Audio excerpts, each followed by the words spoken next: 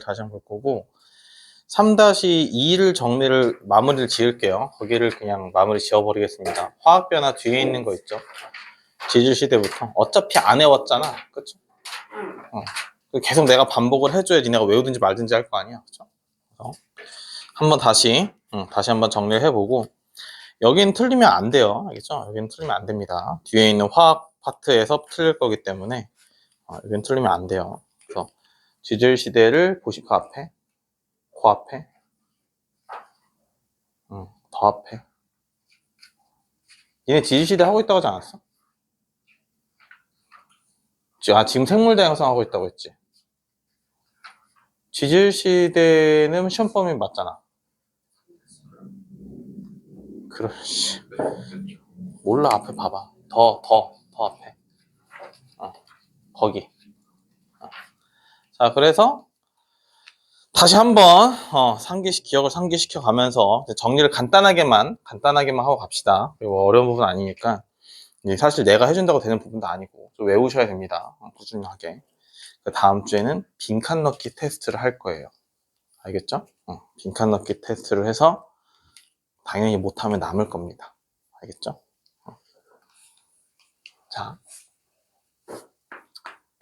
지질시대 파트에서는 뭘 했냐? 처음에 이제 화석이 나오죠, 화석. 화석의 종류에 표준 화석과 시상 화석이 있다고 얘기를 했었고, 표준 화석은 시대를 구분하는 거고, 시상 화석은 환경을 구분한다 라고 얘기를 했죠. 그래서 표준 화석은 그 시대에만 살아야 되기 때문에 생존 기간이 짧고, 대신에 그 시대에 어디서든 살기 때문에 분포 면적은 넓다라고 했습니다. 시상화석은 생존 기간은 길다고 했죠. 환경만 맞으면 쭉 산다. 그래서 고사리 얘기했어요. 고사리. 그래서 환경만 맞으면 쭉 살고 고사리 고생대부터 시작해서 지금도 있다. 대신에 이제 환경이 맞아야 되기 때문에 면적은 좁다. 환경이 맞는 면적이 많지 않다라고 얘기했고, 자, 화석에서는 뭐가 중요했냐면 화석이 생성되기 유리한 조건 있죠. 화석이 생성되기 유리한 조건. 해서 개체수가 일단 많아야 된다. 당연히 단단한 껍질이나 이제 뼈가 존재를 해야 되는 거고, 그리고 빨리 묻혀야 된다고. 빨리 매몰돼야 되고, 또는 이제 빨리 퇴적돼야 되고, 이렇게 있죠. 그렇죠? 빨리 퇴적돼야 된다. 그 다음에 지각 변동이 있으면 안 된다고 했어요. 지각 변동이 좀 덜 일어나야 됩니다. 그렇죠? 지진 화산이 없어야. 우리가 말하는 화석은 풀 버전이야, 풀 버전. 머리끝부터 발끝까지 있는 풀 버전을 내긴 하는 거고, 화석이라는 건 이제 흔적 또는 유해 이런 걸 전부 다 화석이라고 한다고 했죠. 화석.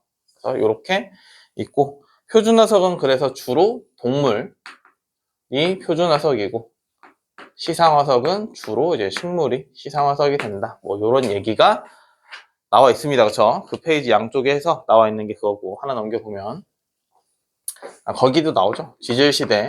지질시대는 성캄브리아부터, 그죠? 성캄브리아부터, 그 다음에 고생대, 그 다음에 중생대, 그 다음에 신생대죠. 고생대, 신생대, 중생대, 이제 신생대.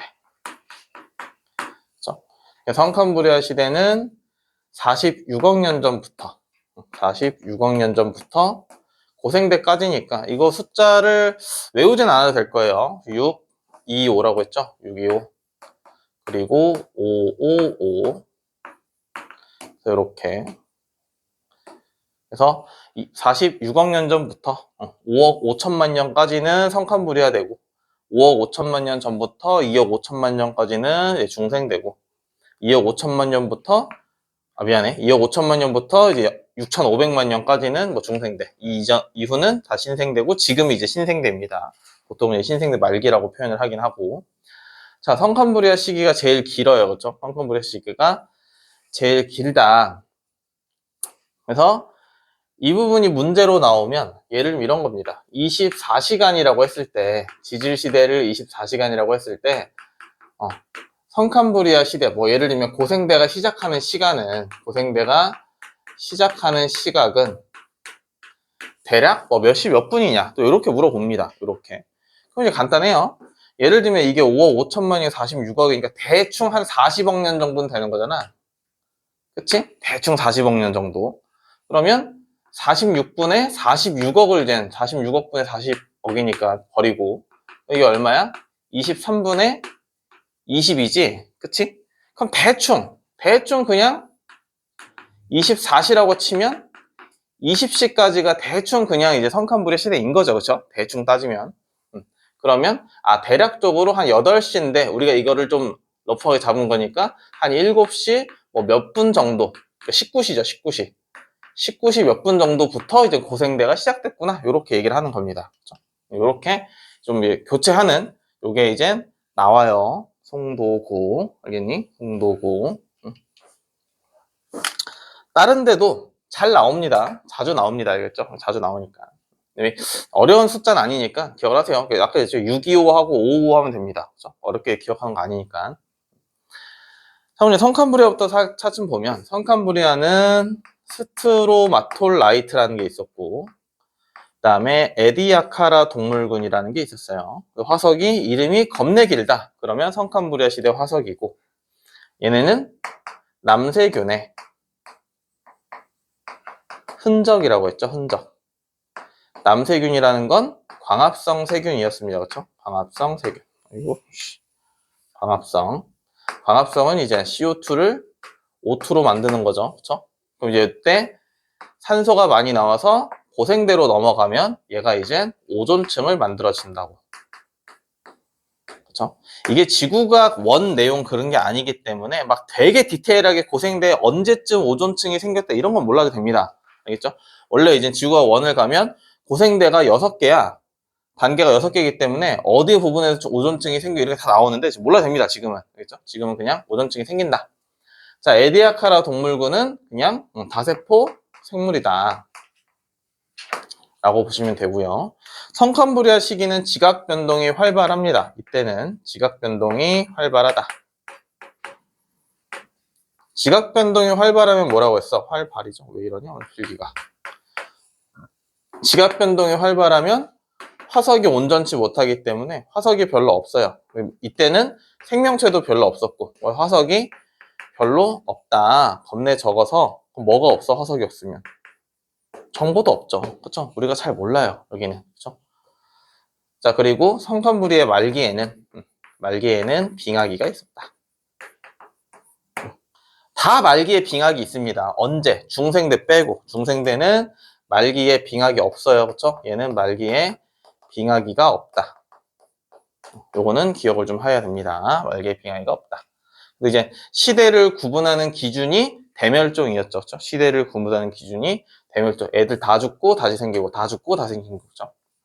자, 이제 고생대로 넘어와서는 뭐뭐 있었어? 고생대에서는 바닷속에 사는 어류가 있었고 오존층이 생기다 보니까 이제 육상생물이 출현하게 됐고 중간에 왔다 갔다 할 수 있는 양서류도 있었다.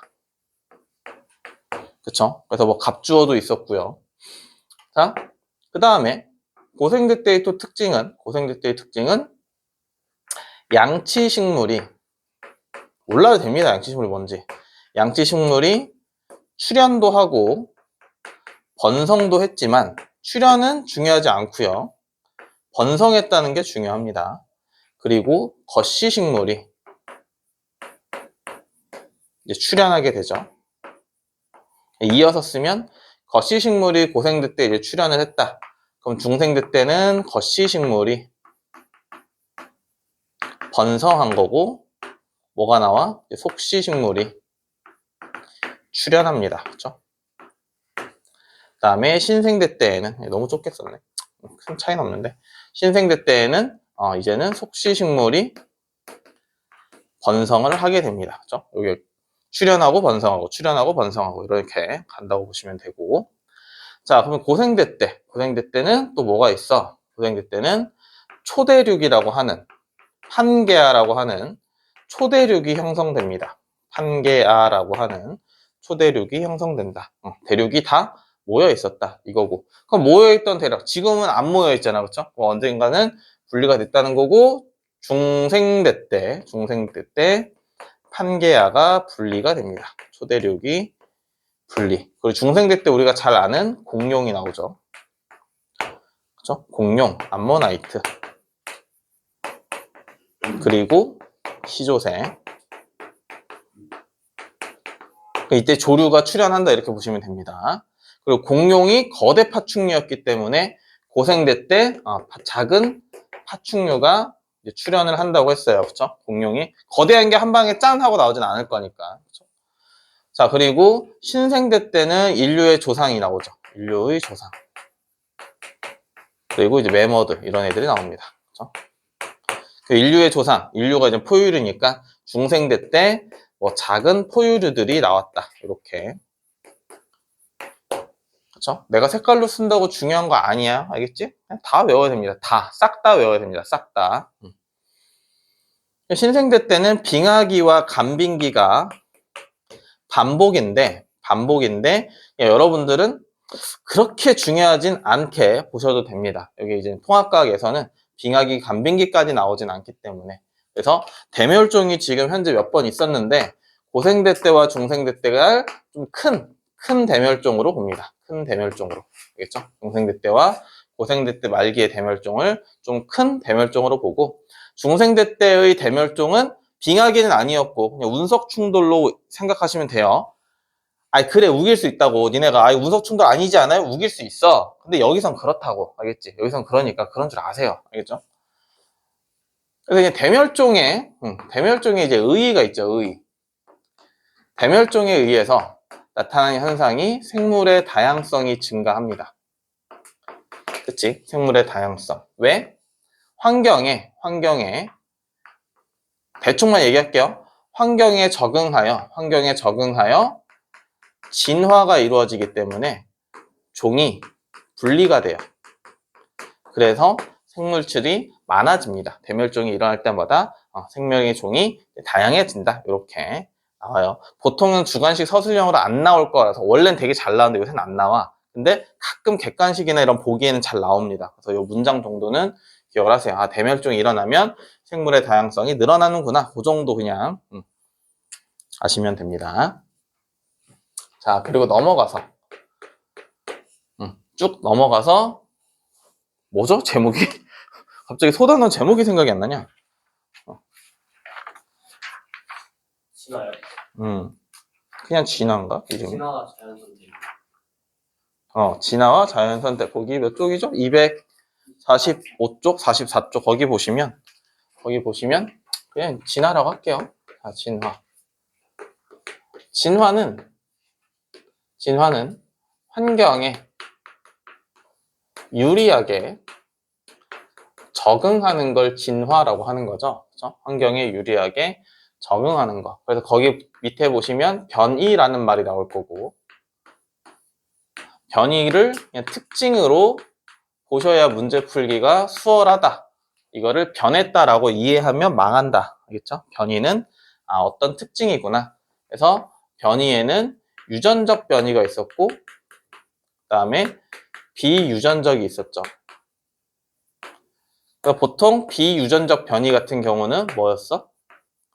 네가 획득한 게 비유전적이라고. 네가 수영을 겁나 열심히 해서 몸매가 겁나 좋아. 그럼 내 새끼는 아닐 수도 있다고. 네가 헬스를 열심히 해서 식스팩이 생겼어? 네 새끼는 아닐 수도 있다고. 그렇죠? 근데 유전적 변이는 내 새끼한테 가는 거지. 그치? 내 새끼한테 가는 겁니다. 그래서 유전적 변이할 때 돌연 변이가 생길 수도 있고 유성생식으로도 전달이 되죠. 돌연 변이는 전에도 얘기했어. 돌연 변이는 부모한테 없는 형질이 그냥 나오는 겁니다. 갑자기. 몰라요. 왜 그런지 몰라. 그냥 갑자기 나온 거고. 유성생식은 쉽게 얘기하면 부모님이 다 갖고 있었는데 이게 발현은 안 됐어. 그러니까 흰색개와 전에 얘기했죠. 흰색개와 검은색개가 결혼을 했는데 회색개가 나왔다고. 그럴 수 있다고. 얘도 회색 유전자 갖고 있고 얘도 회색 유전자 갖고 있는데 얘네들이 이렇게 나왔다고. 돌연 변이는 그런 유전자 안 갖고 있다고. 엄마는 무조건 흰색이고 아빠는 무조건 검은색인데 회색 유전자가 없어. 근데 결혼하니까 회색 개가 나왔다고. 그럴 수 있다고. 돌연변이가. 됐죠? 여기까지. 몰라요. 원인은 모릅니다. 그냥 돌연변이라고 하는 거지. 됐죠? 여기까지. 자, 그래서 이제 거기 뒤에 보시면 자연선택설이 나옵니다. 그렇죠? 자연선택설. 자연선택설과 대비되는 게 용불용설인데 이건 학교에서 할 수도 있고 안 할 수도 있어요. 이거는 학교에서 할 수도 있고 안 할 수도 있습니다. 언급을. 근데 뭐 어려운 얘기는 아니니까 용불용설은 뭐야? 기린으로 얘기하는 거죠. 기린. 기린의 목이 계속 높은 곳에 있는 거를 먹으려고 하다 보니까 계속 목이 길어졌다. 이게 이제 용불용설입니다. 그렇죠? 근데 이게 아닌 이유는 뭐야? 얘가 안 맞다라는 이유는 이거죠. 획득 형질은 비유전적이기 때문에 목이 계속 길어졌다고 해서 그 길어진 목이 내 새끼한테 유전자로 가진 않는다라는 거죠. 그럼 자연선택설, 이건 학교에서도 내가 얘기했지만 단계가 있어요. 학교에서 선생님이 한 단계로 보셔야 됩니다. 과잉 생산이죠. 애를 많이 낳아. 그 다음에 개체 변이. 다양하게 있다고. 목이 긴 애, 짧은 애, 중간인 애, 뚱뚱한 애, 뭐 가는 애 이렇게 다양하게 있고. 그 다음 뭐야? 생존 경쟁이죠. 그렇죠? 그 다음이 자연선택. 그 다음에 진화죠. 보통 이렇게 5단계긴 한데 학교마다 이렇게 어떻게 뭐 2개씩 묶을 수도 있어요. 요거는 그냥 학교에서 선생님이 해준 대로 외우시면 됩니다. 과잉 생선은 그냥 말 그대로 수가 많다. 개체 변화에는 다양한 특징이 있다. 그렇죠? 다양한 특징. 생존 경쟁은 뭐야? 그냥 경쟁이죠. 안 쓸게요. 그냥 경쟁. 나뭇가지 먹는 거고. 자연 선택은 뭐니? 자연 선택은 그냥 살아남았다죠. 살아남았다. 환경에 적응된 녀석들만 살아남았다. 진화는 걔네들이 새끼를 낳았다. 이게 이제 진화인 거지. 그치? 걔네들이 새끼를 낳았다. 근데 요게 이제 아쉬운 점. 다윈의 진화설이죠. 아쉬운 점이 뭐예요? 아쉬운 점. 이게 설명이 안 되죠. 목이 긴 기린만 살아남았는데 내 새끼도 목이 긴 기린이 되는 이유를 몰랐습니다. 왜? 이때는 유전자가 없었어요. 이때는 유전자라는 걸 증명을 못했습니다. 그래서 이 자연선택설이 각광받지 못했는데 나중돼서 유전자라는 게 밝혀지면서 목이 긴 기린이 애를 낳으면 목이 긴 기린이 나오는구나 라고 얘기를 한 거죠.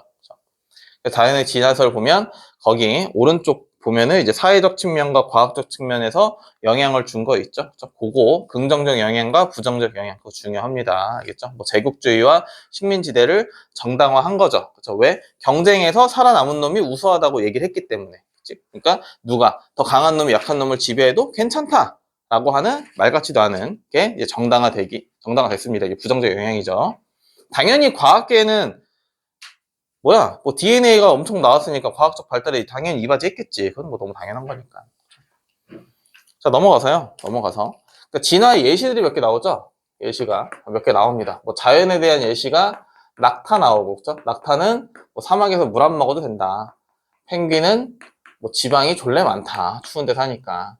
핀치새 있었죠? 핀치새. 핀치새는 뭐였어? 갈라파고스 군도가 이렇게 있었는데 얘네가 원래는 새들이 왕복했는데 왕래를 안 하면서 새 부리가 각각의 재료에 맞게끔 부리 모양이 바뀌었다. 가 아니라고 알겠지? 재료에 맞게 부리 모양이 변했다. 이게 아니라고. 그 재료에 맞는 부리를 가진 애들만 살아남은 거라고. 알겠죠? 부리 모양이 원래 이랬었는데 부리 모양이 뭐 이런 식으로 바뀌었다. 이게 아니라고. 바뀌었다가 아니라고. 바뀌었다가. 이런 부리를 갖고 있는 애가 있었고 이런 부리를 갖고 있는 애가 있었는데 얘네가 죽은 거라고. 알겠죠? 자연선택설에 얘기하는 거니까 부리 모양이 변화했다. 이런 망한다. 알겠죠? 이게 겁내 자연스럽게 써 있어요. 보기에. 그러니까 이거 고른다고. 알겠죠? 그 다음에 뭐 있었죠? 남모양 적혈구. 남모양 적혈구 했었죠.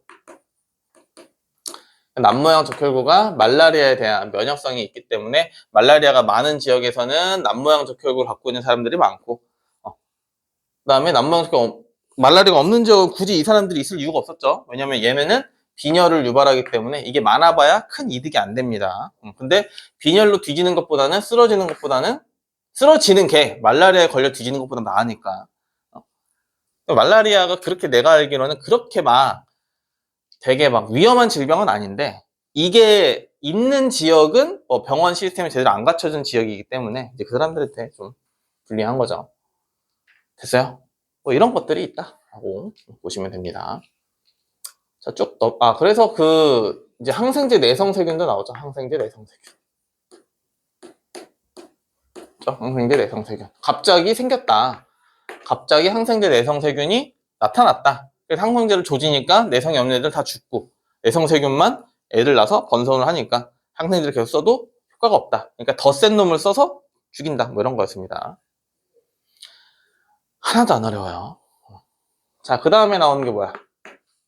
쭉 넘어가야죠. 그 다음에 쭉 넘어가면 생물 다양성이라는 게 나옵니다. 생물 다양성. 여기서는 내가 뭐 이런 거예요. 내가 해주는 이론이 대략 뭐 한 40%, 50% 정도 될 겁니다. 여러분 문제를 풀면서 나머지 50%를 채워 나가야 됩니다. 예시가 너무 많아요. 예시가 너무 많기 때문에 문제를 좀 많이 풀어보셔야 됩니다.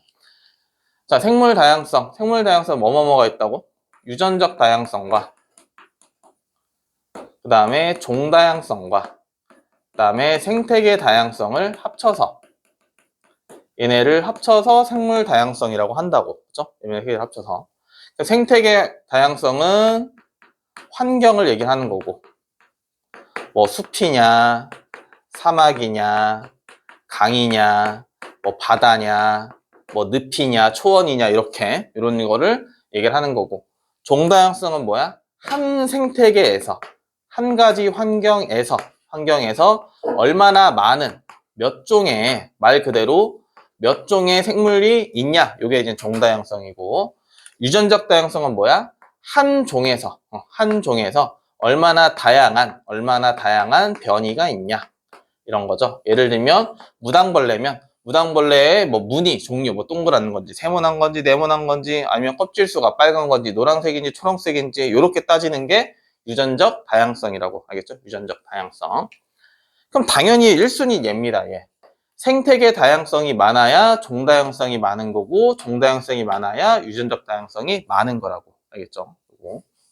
종 다양성은 이렇게 보는 거예요. 종 다양성은 일단 종이 많으면 됩니다. 예를 들면 자, 어떤 집단이 있을 때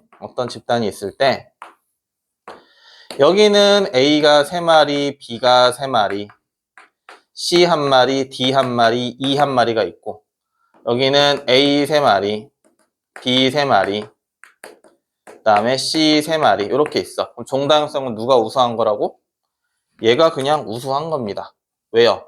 얘는 5종이 있고 얘는 3종이 있으니까 당연히 얘가 우수한 겁니다. 알겠죠? 얘가.